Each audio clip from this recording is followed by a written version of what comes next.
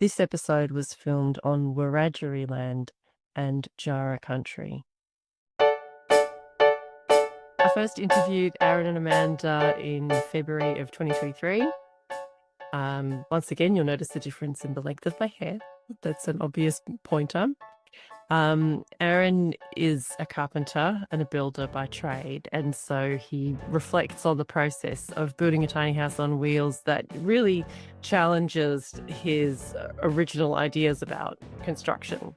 So he reflects on all the things that he learnt in that way. They also had a very sort of evolving approach to their tiny house design. They had disparate design preferences and had to agree on a something so that the tiny house that they have made represents their wonderings and their evolutionary thoughts about that tiny house build. Also stick around till the end because they're still living in their tiny house. They have expanded it, they have changed it as their home and family has grown. Their home has grown with them. So do stick around to the end to see essentially what ends up becoming the before and after pictures, because these are all pictures that are up to date as of 2025. So I really hope that you enjoy this take from them, because we do span years. We see what it was like for them when they had just moved in and their reflections on the building process, as well as what it's like for them now. A little bit of a trigger warning: miscarriage has been part of their experience, and that is alluded to in their conversation. So if that's a sensitive topic for you, there's no details. It's just something to be aware of, that that's been part of their life. They share very sensitively and with a joyful outcome at the end. So please stick around and enjoy the conversation that I had with Aaron and Amanda in New South Wales. Candid Tiny House is a podcast and a video where I get to go back to our past clients, people who've bought a trailer from us and taken a course on how to build a tiny house on wheels in Australia, and they've gone ahead and built their tiny house. And then we get to have an honest, deep, reflective conversation about what it's really like to build a tiny house, so that you can learn from their reflections, their mistakes, their wisdom, all of their rich and varied experiences from building a tiny house on wheels in Australia. So grab your notebook and a cup of tea, because we're sharing real stories of what it's like to build a tiny house in Australia. Well, thanks so much, Aaron and Amanda, for joining me on Candid Tiny House, talking about your tiny house. Do you want to start by telling me just some of the beginning of the journey? Like, what was a defining point where you decided now is the time, we are definitely going to build a tiny house? Well, hey, do you want to start? Yeah, because I was interested in tiny houses and then shared it with Aaron early on in our relationship. And then we went to one of the tiny house expos in Sydney to check out. And then that was kind of, Aaron's like, yeah, let's do this. And this was way before COVID. Yeah. But because we were living in Sydney at Northern Beaches at the time, and then where the house is on Aaron's family's property, out the Central West and Wiradjuri country. So we're just out of town of Bathurst in Rockley Mount. Mm-hmm. But so before COVID, we had that time of getting out here only on it was Christmas holidays or long weekends. And then COVID hit and we weren't allowed out here. So I know, in all the research and all the videos, everyone's like, the longest thing with tiny houses it takes is time. So we definitely felt that with all the other factors coming into that. Yeah. So when did you decide to build? It would have been, are you saying it was like 2019 because it was before COVID was a thing? Yeah. Yeah. We picked the trailer up from you guys. We met you at the border. It was actually at the start of COVID because we weren't allowed to cross. Yeah, it was the very beginning. I think you guys crossed and we met you, picked it up November of 2020 or Yeah. yeah. So I'm imagining that the event that you would have attended might have been St. Ives. Was it the Yeah. Yeah. And it was like the last big tiny house event that happened. Yeah. Just shortly after that, everything shut down. That's right. And we were allowed to deliver across borders because it was a freighting circumstance and freight was allowed to continue, but you're unallowed to cross. So we had to meet you there. Yeah. Yeah. So you get Yeah, so through some obstacles already just by starting, haven't you? Yeah. So it was I was just obviously took a deep interest in it with the way of life, the lifestyle of it. Not really being drawn to being in a mortgage for the rest of my life. And then so I was just think that financial aspect of it, and then also just around living lighter on the earth and having much less of a footprint was a big draw card. Um, yeah. And then as soon as we both shared it with Aaron, he was keen to jump on and start the journey. As I said, that was early on in our relationship. We're like, oh, well, if we don't work out, it doesn't matter. We've got a house that we could just sell. Like, it's not like we're going into mortgage forever. So we kind of took it in early in our relationship as a project. And if we didn't work out, it's fine. We could split that, small amount of financial input that we put into it. Mm. Yeah. So it was. She was optimistic about our relationship early on. And you're still here. How many years later? Yeah. 3 years later? Yeah. And Aaron, I believe that you have some trade skills. You didn't come in completely green, learning it on the job, did you? No, I'm a qualified carpenter and builder, so but I'd never built a tiny house before and never dipped into those realms. So there was challenges there, just learning, I guess, the process there. Because as we discussed the other day, it was really hard to get your head around from going from building on foundations to building on, a trailer or building a tiny house or a transportable home. So because building on foundations, bigger is always better. And I probably have a tendency to go overboard with things sometimes too. So I had to really check myself sometimes throughout the build process and be like, okay, this is definitely sufficient enough, but do I actually need this really heavy lintel that I've got above this window or door, because there's no actual point load, on it because there's actually no weight on the roof. So I definitely had some challenges and some relearning when it came to that sort of process of things. Yeah, just managing the weight. It takes going back to first principles, doesn't it? Like, what are we trying to achieve? What are we trying to solve? Yeah. And, is that relevant in this project? And I think a little bit of almost having to swallow your own pride too. Like, oh, I'm a builder or I'm a carpenter, I know how to do this. And it's like, well, yeah, you may have a skill set, but you don't have a skill set that's necessarily within this category. You might have to learn a few new things too. Yeah. Not many builders get to build a vehicle on their weekends. Just as a matter of course, as a matter of their training or their experience. So it is a transition to getting into a different mindset and thinking about it all afresh. Yeah. Yeah, so we did your course early on, which really helped. But yeah, I really struggled to find a lot of information out there, that was the technical side of things. There's a lot of information out there that sort of shows you the polished version of it, but Yeah. And that's what I was looking at, the polished versions. I'm like, oh, we could do this. And Aaron's like, no, it just does not look like the right way. So that was a learning as well, because what you see the whole, the social media versus reality, like that, I think definitely played a part, because it's like, I would be showing these beautiful glossy houses, but then Aaron was learning that there's no way that looks underway. So that's either a house that's probably staying on the property and not leaving, or it's not in Australia. That's another big factor. North America, you have a lot to answer for. You set our dreams so high. And then we come crashing down to our reality of 4.5 ton legal limit for a affordable braking system. So Yeah. now where do we go? Yeah. Yeah. Right.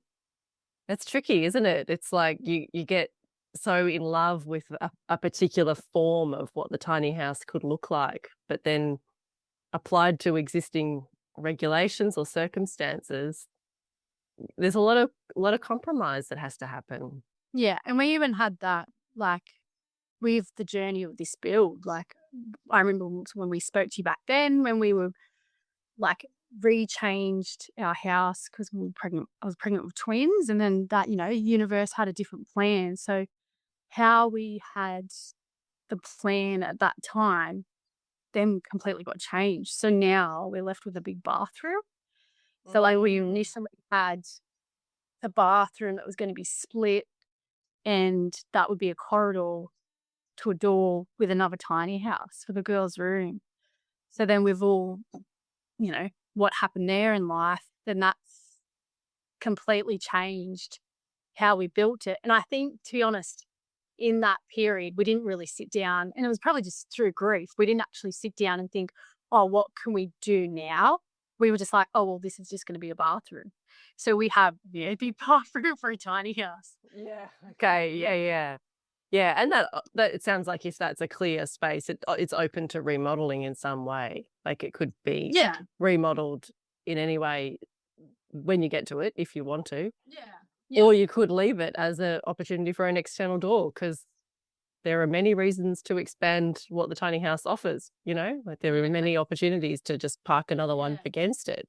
So that's, I suppose, where those, not only COVID, but just so many changes through our build that's contributed, hasn't it? Mm. Yeah. Yeah, so your tiny house represents like a product of your evolving thinking and your evolving relationship with the house and what it needs to do and provide over those 2 years that you were building. Yeah. Yeah. Yeah. Yep, it's just reflecting life, isn't it? The way that it Really is. just keep updating.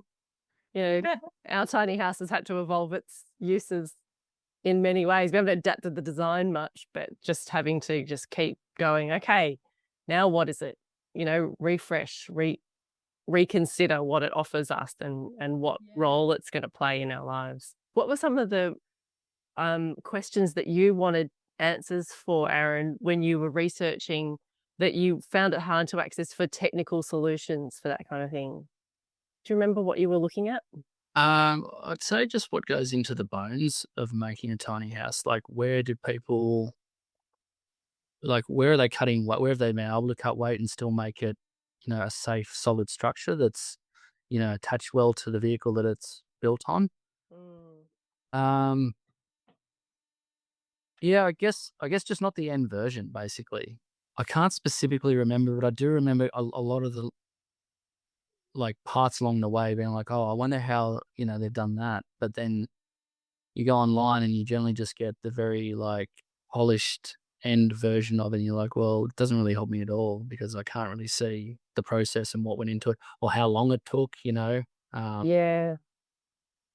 I found your podcasts. So we were listening. I went through and listened to all your podcasts again, and then was just literally taking notes. Like, obviously, what you're doing here is great because it's relevant to Australia. Yeah. So it's relevant to our laws and regulations, or just everything. Like when someone was talking about the insurance company they got, I'm like, oh, great. So it just takes away the research. It's networking. It just takes away all that additional stuff that you have to do. Like, even we don't have one yet, but when one of the couple talked, they showed that they got the Smeg dishwasher. So it's just stuff like that. I'm like, okay, so obviously people have done that extra research around energy efficient, more water efficient. So I'll have a quick look. It just kind of leads us directly to what I was looking for when I was doing research. Yeah. So that can help you just do a hop, skip and a jump. They're probably using the same metrics as you when they're researching appliances and insurance companies and solutions for detailing the corners, or, what are you doing about your height in your loft, that kind of thing. So that sounds, So I think that you're right. Like what we see on social media when we look up tiny houses is the completed walls, it's the completed kitchens, it's the completed shiny surfaces and storage solutions, but you don't get to see inside a wall or inside a floor or inside a roof as often. And there's not much to say, like, well, how tested is that method? Like, say you saw the way somebody was attaching their wall to their floor with a wood screw down into the new chassis of their trailer. Is that a good method? Is there any critical thought around whether or not that's going to withstand upward lifting forces or any kind of winds? So I guess it's great to be able to share some of those technical solutions that you get to see what's going on inside a wall, or have somebody sharing the outcomes that they got from the same metrics. Yeah. I think because you did ask before, I think one thing that's just come to mind too is the use of reclaimed material and probably hearing someone else's experience, because while the whole ethos around reusing materials is great and I'm all for it, And which was my ethos and probably Aaron's headache. but there are times where it's probably maybe not the best solution when it comes to the thermal performance of the building, or whether that material has toxic material in it. We've got old French doors, that more than likely had lead paint, and are not. I can feel the draft, coming through the front door. They're beautiful old French doors, but they were a lot of work to get back to some sort of state that we could actually install them, and B, are not very thermally efficient. How they leak notoriously. Notoriously leak. Secondhand windows, which we have quite a lot of. We even pulled windows out of like skip bins, that people were throwing out. In Northern Beaches, someone had double hung windows in the trailer, and I went and knocked on their door. They didn't answer, so I left a note and said, if you're throwing them out, and they're like, yeah, come and get them. Terrific. It's devastating, isn't it? That they'll just put small windows in skips. We have a salvage yard nearby in Castlemaine, and it's so hard to buy secondhand small windows. And they reckon that it's just because you can't fit them in a skip. Or you can fit them in a skip, sorry, so that you can just, if a builder's demolishing, they'll just go, well, that fits. See you later. Yeah. All windows. Aaron ended up with one from his work site his boss gave him, and it was like a $2,000 window or something. Windows is a big one, the size of windows, because the windows that we've put in the kitchen area where we're at right now are quite tall, and it dictated the height of our loft. So we've got quite a spacious kitchen area, but the loft is not quite as high as I would have liked it, but we couldn't actually physically bring that down without the loft sort of, hitting the window. Sure, windows aren't really great at holding up lofts. So that's the glass. So that's dictated. That's dictated that design a lot too. To be honest, I might interject. I actually, because I'm in the kitchen, this is my space. I work from here and I'm all about food. So I am in here a lot, and I actually do appreciate that it is really open. Because even when I'm at my mum's their place up the coast, her kitchen's smaller than mine, or smaller than ours in a house. Oh, wow. And feels more closed in. So I do appreciate, I understand what you're saying. I know but I suppose for me, being in this space all the time, I do appreciate that it actually is opened up. Yeah, yeah. Well, you're awake in it. You're living in it. You're asleep in a loft typically. So you don't need as much head height or considerations around that. So that's nice that a compromise at the beginning around what height the loft could be at feels like it's actually worked out for you. Might not be everyone's choice around where they'd want to put it, but it sounds like it's been a positive at the end. Yeah. So it's light in a building is great, but it's also depending on the position of your building and the way that the sun's tracking across it. If you've got the sun beaming in on big open doors and windows and they're only single glazed, which ours are because they're old and secondhand, we noticed when we first moved down here was we have a deck on here now with a roof which is shading quite a lot of the house because we're north facing from that northern sun, has cooled the house down like tremendously. But before that, we were just getting like baked. And because our house is a monument, so it's dark anyway and it's drawing heat, we were really, really hot. So that's something else that we didn't probably really think too much through. We're like, just kind of got stuck in the thought of like reclaimed materials and how good that was, and not so much on what would actually like once we're in there. Yeah.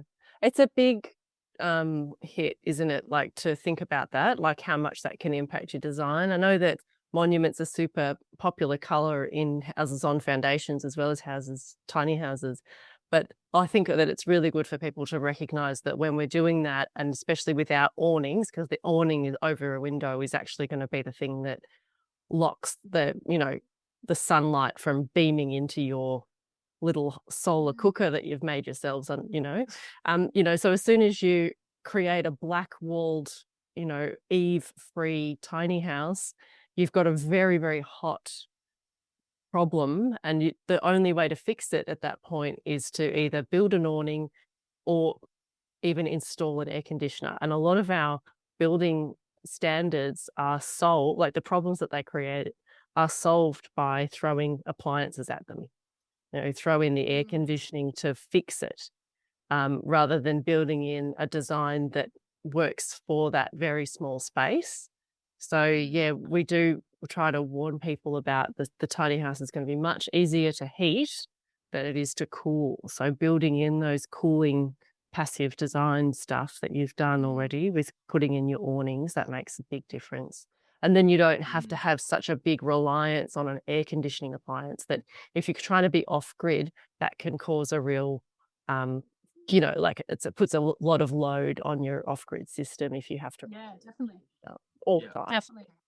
Yeah. Yeah. And I think even Aaron, obviously being a builder and having that eye, since we've got further into the tiny house builds and just seeing other ones, especially so where we are, it's cold, like in the winters, and we get frosts and everything, and you're seeing companies build tiny houses that aren't actually subflooring or like just enough to keep them warm. No underfloor insulation. Yeah. Yeah. So it's great to be able to provide that when you Yeah. can. Yeah, and to think all those things through. I mean, you're in a unique position in that you have designed and built your own tiny house. You have the experience of living in it, so you know what it's like to live in it, and you can put all those design solutions into your future builds. And you are building tiny houses, yeah, Aaron? Yeah. I'm currently building a 9.5 at the moment. It's the one that's heading north. Yep, that's big. Yeah. There's not a better experience than actually living in it, I feel, though.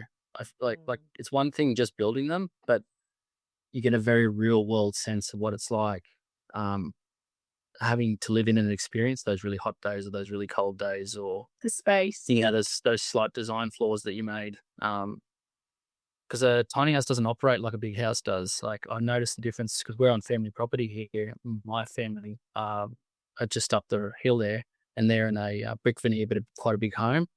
And the difference on a hot day between like our house and theirs, like there's no aircon on up there. They've got no fans, and it's quite cool, Whereas our little house, like it's Curtains a lot down. more susceptible, to getting that heat, or to getting hot air. So Yeah, you got exterior walls all around, and you don't have the benefit of thermal mass. Like if they're in a double brick veneer or a brick veneer house, they've got brick veneer, yeah. yeah, well, they've got a lot of thermal mass to stabilize the temperature Not to change. mention it's 10 times the size of ours. That's tricky But to in beat. saying that, tiny house, I realize we've got so many different spaces. So there actually just feels like ample space in or different areas to not be, crowded in each other's space. Because obviously we've got the kitchen, the lounge room, the two lofts, and then having the deck, we've got a dining table and then a lounge as well. Nice. And are we on a kitchen bench here or like a breakfast bar kind of thing? Yeah, breakfast bar. Yeah, on the bench. Yeah. So it's like breakfast bar. Breakfast bar with an aluminium sliding window. It's heading out towards the deck. Right. Or onto the deck. Yeah, the original idea was to put bifold there, and then we looked at the price of what brand new bifold aluminium windows were, and we decided to go with the $50 eBay window instead. That sounds pretty reasonable. So we'll open up a fire screen one day, so it's like can be, what the bifolds do. Yeah. Passing in and out, just do it out of our $50 window. Hey, how'd you go with budget? So as it stands now, we haven't calculated the final cost, but we'd be somewhere between sort of, I would guess about 65 to 70,000, and that's with everything that sits in it now. That's the whole like deck extension, water tanks. We had to trench power from the main house down to here. So we'll do solar will be the next step, but why would we? We are doing it? Yeah, we are wide for solar, but we haven't put solar on yet. So Yeah. and just the little expenses you don't think about moving into a house that you might need, like I don't know, like we need to get a dishwasher, or a washing machine that we just actually didn't have from previous moves. What else would there be? I think there was additional costs from our initial thought in our head because, like Aaron was initially going to do the joinery for the kitchen and that, and then we were going to paint it ourselves. I painted the door and some of the windows, and I am the roughest painter. I'm not painting the house. It'll look messy. So we got painters in, and then Aaron was working. I was just running out of time because I was only working like on weekends or afternoons, and after working on other people's houses, it was really hard to come home and find the time to build my own. And we were just sort of, it was time was getting stretched out, and we just wanted to move in, so we were having to bring in additional help, and obviously that incurred a few more costs as well. Yeah, so you mentioned the painters, and what other trades did you bring in to help you get over the line and move in? So painters, joinery, and plumbing and electrical was the only thing. Everything else we did ourselves. Yeah, the tow truck man. Yeah. To take it from one end of the property instead of the other. Yeah. And how did that go? Tell me that experience. It traveled well. Yeah, It didn't go very far, but We went down the lane, like the street, which is kind of like on a slant, which looked a bit hairy watching it. But we're parked up against in between two dams, and there's sort of a creek bed that runs by us, and where we wanted positioned was really, really hard for him to sort of back in and still be able to get the truck out. So he had to do have you ever seen the movie Austin Powers where he gets stuck in the tunnel? Yeah, it's one of my favorite things. Yeah. He had to do one of those to get out, and I was standing in front of him like in the creek bed trying to give him like guidance so he didn't actually fall into it. But yeah, he was really good and wouldn't accept any money for it. So Wow. So how did you score him? Was he just a friend of the family or like the friend he dad. friend of a friend, yeah. Yeah. And what did you tow it with, given that it was just on a private piece of land and didn't go on any public roads? Just a little flatbed, like a medium rigid tow truck, Okay. like a shorter wheelbase one. And your dad want to do the tractor for us or something? Yeah, Dad wanted to hook it up to it. We've got an old tractor here that's on its last legs, and he was trying to work out a way to attach the 70mm tow ball to the tractor so then he could tow it with the tractor. And you see well some. Yeah, I've seen that done before. Can work depending on the tractor, of course. And the track that you're tracking it on. Yeah.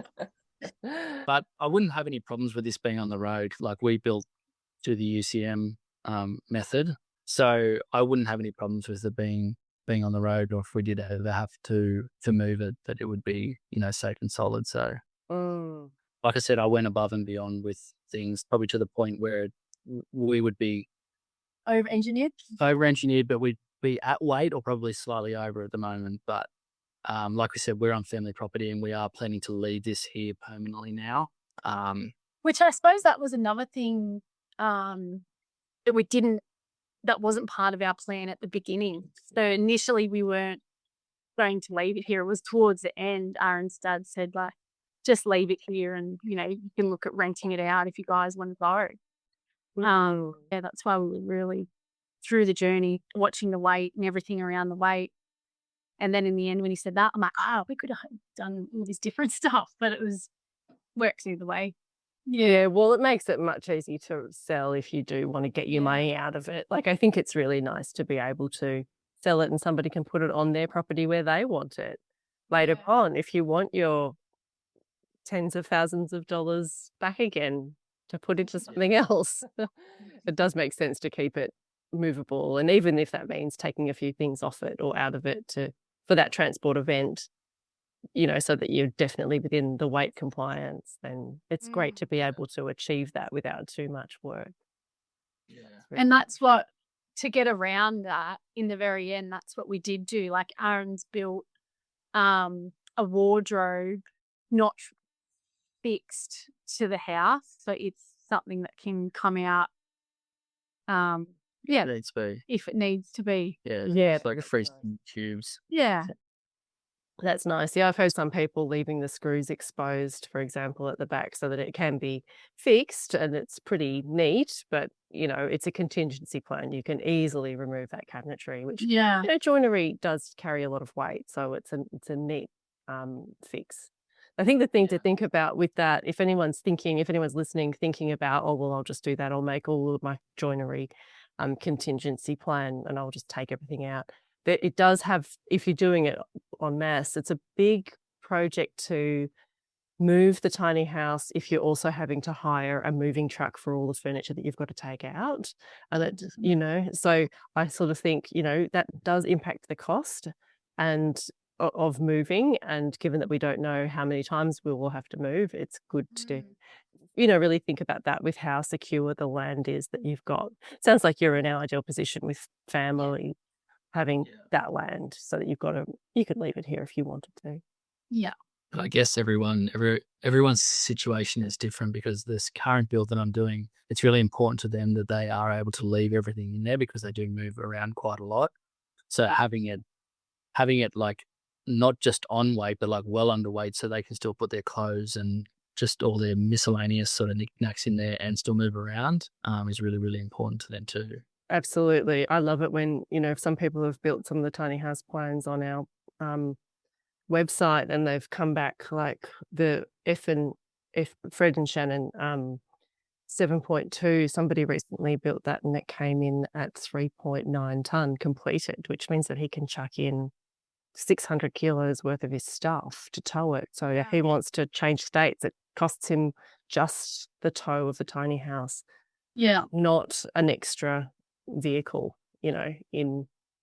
in transporting all his stuff. So I think that that's a really neat ongoing gift that someone can give themselves in the future. Like, yes, we're managing the build over 1 or 2 years and it's stressful and it's hard to make all those decisions, but you're taking care of your future self that might have the tiny house for 10 or 20 years. And every time you have to move it, how light is that feeling? That, yeah, I can move it. I can call it like a company and I can have it insured tow and I can chuck my additional stuff in there and I know that I'm right to go. So that's a nice thing to be able to do.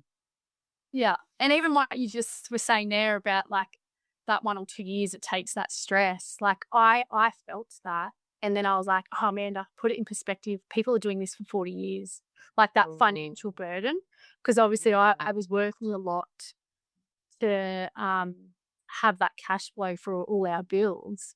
So sometimes I'll be like, getting a little stressed or overwhelmed. And I'm like, no, it's okay. It's perspective. Like it's just a really short time that you're doing this. And then you've got financial freedom. Yeah, you had like a 2-year experience of busting your gut for a house financially. And then you go, oh, actually, that was sort of like my mortgage and I'm done now. So easy. That's so nice. What was it that you expected to pay and how does that compare to what you ended up paying? I was sort of anticipating around about 50,000, and we ended up somewhere around about 70. But obviously, that's materials only. I'm not paying for labor. I'm not paying for someone to build it. Obviously, we had plumber and electrician because legally you need a licensed plumber and electrician. And we paid for like the painting and a few other little things here and there. But all in all, I'm pretty happy with where we came in. Like we have quite a really nice, like usable, livable space. And for, something that we sort of funded ourselves and didn't have to borrow any money. And I think it was a really good outcome. Yeah. Yeah. We borrowed 10 grand off my mum and that was it. The rest was, Yeah, nice. And it would pay itself back over rent that you've saved in a short while, presumably. Very short amount of time. Yeah, definitely. Yeah. And especially when you have like big ticket items, like, the trailer can be just itself, is quite expensive. So that's like a large percentage of that 70 grand that we've spent right there. So if you take that out of the equation, like for what we have, we've done really, really well. Yeah. And then stuff like, say the press tin, which was a bit of a journey. Yeah.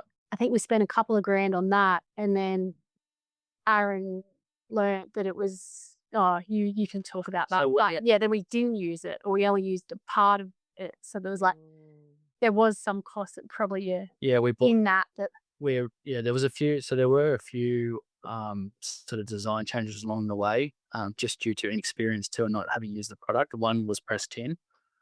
It's a really light product, and I really like the look of it, but it needs a solid sort of substructure under it, not to have it like not wavy, or to have like joists very sort of close together, and not at the 900 that we had them at for the ceiling. So more for a ceiling than a What a wall. vertical. So we were going to do the whole ceiling of the tiny house in pressed tin, but I realized after trying to put one or two up that it just didn't look great. It was very, very wavy, and it was something that I wouldn't have been happy with. So we ended up scrapping that idea and then having to resell it, and we lost money there.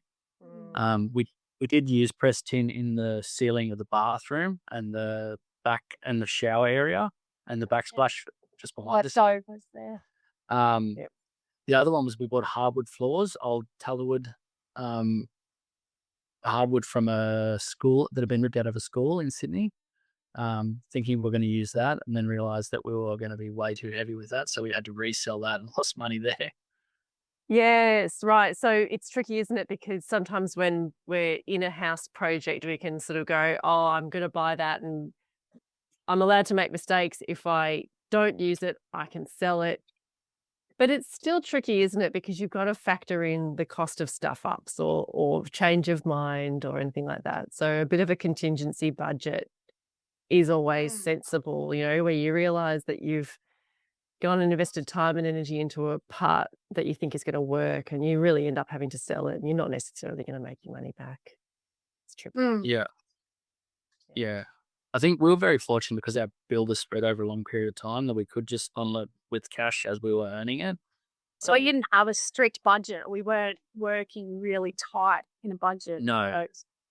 If we're being really honest and really candid, we didn't have a strict budget or a design. Like, we'd sat down and sketched it out, and we'd built a little 3D model with, I think it's like a hard cardboard you can buy from Officeworks. We sort of glued that together.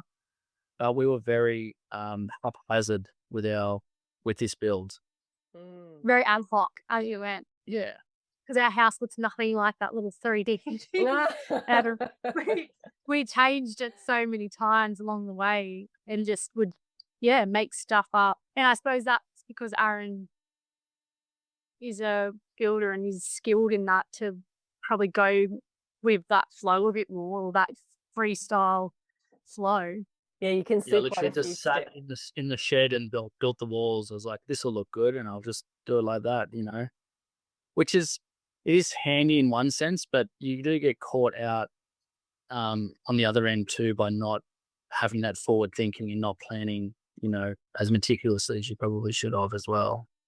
It's tricky, isn't it? Because it does come down to millimeters sometimes, whether or not a door's going to freely swing open or whack into something, or if you can foresee all the consequences of that design change. Like, it's great that you're able to move forward with so much confidence and make design changes on the fly. Probably most people would find themselves in a bit of a regretful design decision at that point. It's really nice to be able to flesh it out in 3D space and complete the design before you start the build. For most people, Yeah. And I actually struggled with, in terms of design, like I never realized it was a thing until I was with this house build. Like, Aaron would show me samples, which are like this big. And I'm like, I don't know. I need to see it on the whole. So imagine this tiny, 10 centimeter by 20 centimeter sample as a 4 meter square walls, design. It's really hard. It's really hard to imagine the proportions of color or texture or how it's going to show up.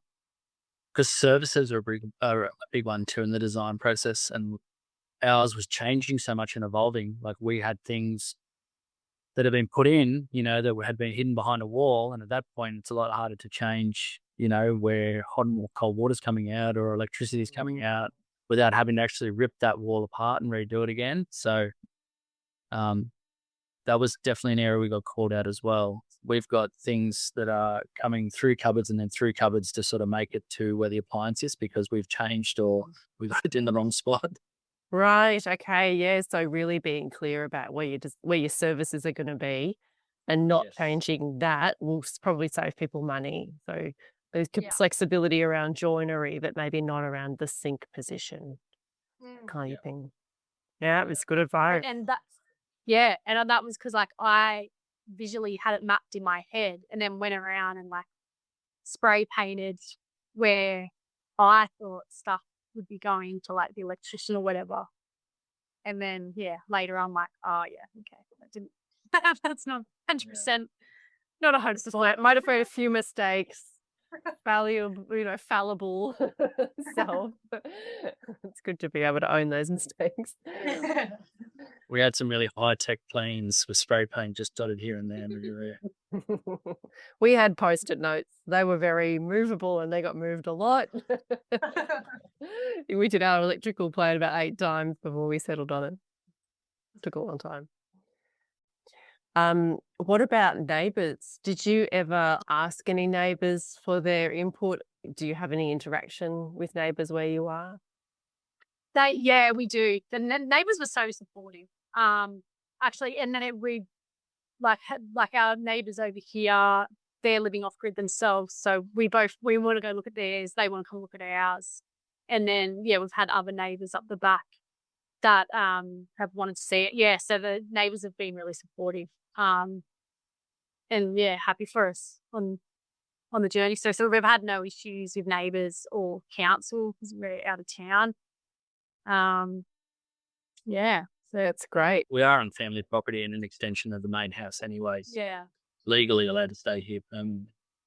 Right, because they're that lovely clause in New South Wales local laws that you get to have a tiny house because if you're part of the household, isn't it?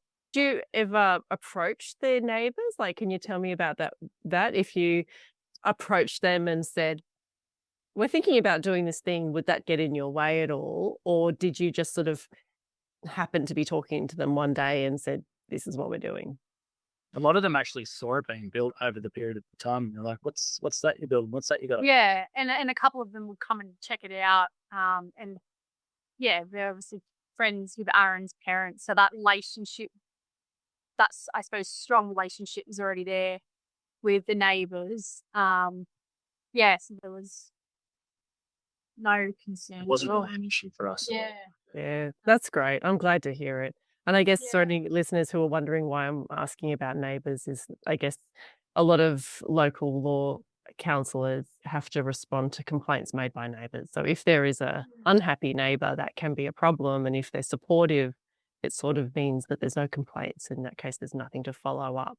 And I guess that is more relevant in places that aren't New South Wales or that have different local laws where they might say you're not allowed to live in a tiny house on private property, in which case a neighbour complaint might mean a very limited stay at that place. Yeah. It impacts different people differently. Yeah. And that was actually something we learned from Fred early at that St. Ives show, like just talking about communicating that with your neighbours from the beginning, inviting him over, like letting him know. Introducing yourself. Yeah. He's saying leave them go. And just how it won't impact them. So that was something we did earlier from you guys. Yeah, nice. I'm not too sure if that's like few and far between, but my experience has been everyone's been really supportive. Like no one's gone like, like you can't do that or you shouldn't do that or it's not the right thing to do. Everyone's like really interested and just think it's a great idea and would either like to do it themselves or know someone that wants to do it or so I guess we've had a really pretty positive experience when it comes to other people's influence around what we're doing. Yeah. That's great to hear. Yeah, I think that's a really common experience too. Most people float the idea and then have, being open to objections, but actually what they get is offers for help. It's like, oh, can I do something for that? Like, can I help you with that in some way? Because it ticks a lot of boxes for people. Ethical housing is such a massive draw card for so many people. So it totally makes sense. That's another really important, I think, element that I've learned along the way too is I've gotten really good at my weatherproofing systems, especially around windows, because if you've got a building that doesn't have any awnings that's exposed to all the elements, you want something that you know is not going to leak, and you'll be able to sort of be confident, in that when you're laying in bed at night and it's the wind's blowing sideways like it was yesterday. Mm. Yeah, it makes for a pretty disturbed sleep if you're wondering about whether or not the house is shedding water properly, shedding it Yeah, away from you. Yeah, yeah. So that's nice if you feel like you've solved those problems and you're confident in your flashing and you're confident in your window choices. What yeah. about people who've helped you? Like, do you reckon? I mean, it sounds to me like you had a place to build, you had a place to stay, presumably whilst you were building. Did you have like somebody who swooped in and made the whole thing possible, or a series of people? Like, what are the kind of community connections that people might be looking to secure before they start their build? Um, I think, well, firstly, my father's a licensed builder anyway, so that helps straight off the bat. And then just having the ability to be able to build it on family property was obviously another huge help. Your dad played a big role. Yeah. He was, because I was scared of heights, so I was no good for a lot of them. So even when I'd hold the ladder for Brian, I'll be like, oh. Yeah. So, his dad worked, and his dad's retired as well. So he spent a lot of hours up there with Aaron helping. Yeah. Um, Because there are a lot of tasks that just require two people. You Yeah. can't do it by yourself. And when you're at heights, it's even more dangerous. So he was a massive help. yeah. Well, I had my sister because I was just getting tangled in understanding the visual design thing I explained earlier. So I would always she was just I'd always message her for advice and would talk about matching and stuff like that, and your sister as well. My mum was alone. Yeah. We had one of your friends come out sporadically to help sand for a day. And Alex come out. Oh, yeah. And what did you guys do for your accommodation whilst you were building? Did you live on the property or did you live nearby? How did you solve that one? So we were actually living in Sydney for 2 years while I was back here and sort of traveling back and forth. And this was during COVID, so that's why the build took so long, because obviously COVID hit and we weren't actually allowed to physically get back and work on it. But when we were, it was long weekends or holidays. So in the grand scheme of things, it probably didn't take that long to build. Yeah, have you calculated how many days work it took? Maybe 3 months, maybe. Wow. Yeah. Yeah. Well, I've got this current one, which is a 9.5, and I've had a little bit of help, and I'm probably sitting at about 10 weeks and nearly completed. That's great. And that Mm. means that you've been able to order all the materials beforehand, so you're not waiting on deliveries for the next part to progress. Which is huge. Yeah, you definitely need to have a lot of forethought, and because things are, I don't know what it's like down in Victoria, but like you can be waiting 3 months for certain things here, if you haven't ordered on time, and one thing can hold up the next, which can hold up the next, and all of a sudden, a 3-month build turns into a 6-month build or a 12-month build before you know it. So Yeah. pre-planning and pre-ordering stuff ahead of time Yeah. is huge. Yeah, making your selections early, getting all those Yeah. things sorted so you know what to order. Another thing that I think is a bit of a hurdle is the storage of materials. Yes. Yeah. Yeah. So how did you guys solve that? We're on 40 acres and there's a pretty sizable shed out here, so that wasn't really an issue. But also your dad's shit, there's I've it's cool. taken up most of it. Right. Thanks, Dad. But I'm guessing if you weren't in that position, yeah, that would be massive, especially because I built not undercover as well. That's probably something else to consider, is you don't want the building sitting there uncovered to the elements for too long. Yep. And especially if you don't have the ability to be able to store materials undercover as well. If it's stuff like framing timber, I would it's nice to probably get it just before you need it because you don't want it sitting there in the elements in the hot or the cold or the rain for too long, because you want it installed and, you know, in place. Rigid's the word I'm thinking of, yeah. Because otherwise timber does all sorts of funny things if left to its own devices. Yep. We left our floorboards in the sunshine for too long, probably 2 days or something, and they cupped. So Yeah. they all went up in a funny little U shape. We had to sand them all back down again. We were like, bloody hell, that was quick. I think any sort of investment is just lots of tarps and clamps to cover everything up, for the period of time that you're waiting to install them. Otherwise, it's so stressful when you've installed something and it's finished and then it's wrecked, It's terrible. And how's it gone with your relationship? Like, do you have any reflections on what it's been like to build together and then live in a tiny space together over these last little while?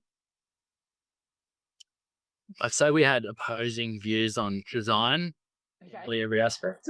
Okay. It's a fair bit of design tension there. How would you summarize that? Like, one person, you've already talked about how you wanted more reclaimed materials and you were using with those ethics in your decision making, Amanda. Yeah. I think just being willing to compromise is probably a big one too. Mm. You obviously, build. just to build in general, if you've got an idea in mind and then you go to your partner with that and they don't like that, like you need to come to some sort of agreement, and either compromise or at least go with what they want on some things and then maybe go with what on other things. Yeah. And it was definitely testing for sure. Yeah. Mm. There's not a lot we agreed on in the design elements. Okay. Well, you guys have done really well then to have a house at all, because you could have easily not built anything or built two completely different houses, but you came up with one house. Yeah. And then I like what one of your podcasts where the couple were talking about with a fight, how you've got to like move through it quite quickly because you've only got that space. And I said that to Aaron because Aaron really likes his own space. Thankfully we haven't had that moment yet, but I feel you just go outside or go up to the shed anyway. Yeah. But yeah, we definitely. There's no escape in a tiny house. You are in every room. You are in the same room. That's right. You're in a different room, but not. That's right. Tricky, isn't it, for the introverts among us? Just want some space. Yeah, I feel you. I sort of realized that when I had a friend come out and stay with us for about a week, and the first night he was here, because we've got two lofts and one looks over the other, and we didn't really have any storage or any sort of walls up at that point. And we're in bed and he's in bed, and like we're looking over and we're like, hi. But and also in saying that, it worked obviously with like long term, but just having three adults in this space coexisting, it's like that works. Like in the kitchen, you just learn each other's rhythms and grooves. And how long it stays. Well, he's actually had his like 10 days and he's helping Aaron work on the other house. Yeah. That's a really long stay for another adult in a tiny house with a couple. That's huge. I think most people at day 3, they would have been like, oh, I'm just going to go and look for accommodation. The boys were working long days up at the other house. Yeah. So you come home knackered, eat and go to bed. Yeah. Yeah. I think we were getting out doing stuff a lot too, like going to town or going to dinner. Yeah. That's one thing I did hear a lot is like it does force you to get out. It does force you to, like we don't have like a huge, big, comfy lounge area like a big house. So, you might be more inclined to actually want to go camping or want to go, do whatever it is, go for a swim, like rather than just sit in the house and veg out all day. Sure. But I do like that aspect about it. Yeah. It's consciously changing your lifestyle. And that's what I said to friends when I gave them a tour of the other house. Yeah, it was kind of like, oh wow, this is small. And it's like, yeah, but it's a journey. Like living in a tiny house, you are consciously changing your lifestyle. Um, and that we had started to do prior to living in it. It's definitely a house that matches your values and your ethos and the lifestyle that you want to live. So I feel the transition for us has been really easy. Yeah, especially if those, being more connected to nature, being outdoors and active, and not living in a cozy sort of interior world where you're inside Yeah, all the time, but being out and being connected, if that's a value of yours, then it's going to be very yeah, supportive of that. yeah, definitely. Yeah, nice. Great. Thanks for telling us all about that. Is there anything else that you thought maybe it would be really good, like something that you wish you knew, or a skill that you wish you had, or anything like that before you started? I wish I would. Yeah, I wish I like just me with heights because I feel like I could have contributed a lot more. Mm. Yeah, Aaron and his dad were up on scaffolds and that. Yeah, Oh, so if you could magic away that fear in your body, then that Yeah. made you more useful on site. Yeah, yeah. Yeah. Yeah. Cool. Well, if anyone comes up with that pill, I'll be Yeah. interested because I'm scared of heights too. Yeah. Probably. Yeah, I definitely like in hindsight next time have a plan. Resolved. If you are DIYing, you do have a bit more fluidity in terms of like making changes. But I guess if you are having someone take the reins a bit more, like someone external, like a builder, you probably do need to have a bit more planning because they're gonna have a lot of questions along the way, or they're gonna need that information. So, each case is different as well. Okay, thanks so much, guys, for sharing with me all this great knowledge and lived experience for your tiny house. It's been wonderful. That's all right. Thank you for having us. And thank you for doing these podcasts because as I said, they have been super helpful for our journey as well. Yeah. So thank you. Thanks, Shannon. We appreciate it. Yeah, great. Thanks, guys. You're welcome. Anytime. So that was Aaron and Amanda in 2023. And the update for 2025 is that they've had a daughter. She's a toddler now. They're still living in their tiny house. They have expanded their tiny house to include the deck. They basically built in the deck so that they had a whole nother living space. This meant that they were able to dispense with the small living area that they had allocated inside the tiny house, and they have made that into a symmetrical staircase that goes up to both different lofts. One of the changes that Amanda had said that she would have done differently if she'd known was that she would prefer to have the child's bedroom on the ground floor. So she wouldn't do a kid in a loft at this young age if she had her time again. She's really enjoying still living in the tiny house. It does provide them with complete financial freedom. And Aaron's been able to carry on building tiny houses for clients as well as other building projects that are on the conventional scale. So thanks so much to Aaron and Amanda for sharing your updates and your images of your beautiful house and your wonderful family. And we very much appreciate your generous offerings, and we wish you all the best. If you're interested in building or buying a tiny house on wheels, I highly recommend taking our online course, which is called How to Build a Tiny House, the Australian online course, and you can find it at tinyhouseuniversity.com.au. Hundreds of people who've used it to build a successful tiny house on wheels, and you can too. We also offer weekend workshops throughout the year where you get to sit for a whole weekend in a classroom environment and thrash out the problems of tiny house building. You'll be taught all of the basics, plus a whole bunch of new material about vapor permeable membranes and everything that we've learnt from passive house experiences for tiny house living to get the best thermal performance and humidity management in your tiny house. And you'll also get the benefit of hearing other people ask their questions and all of the discussion that really helps people thrash out their thoughts about their tiny house building project. With the weekend workshop, you also get the online course for free. So that's a really awesome set of ongoing notes that you can use throughout the period of time that you're building your house. So pop over to fredstinyhouses.com.au/education to find out more about those education offerings.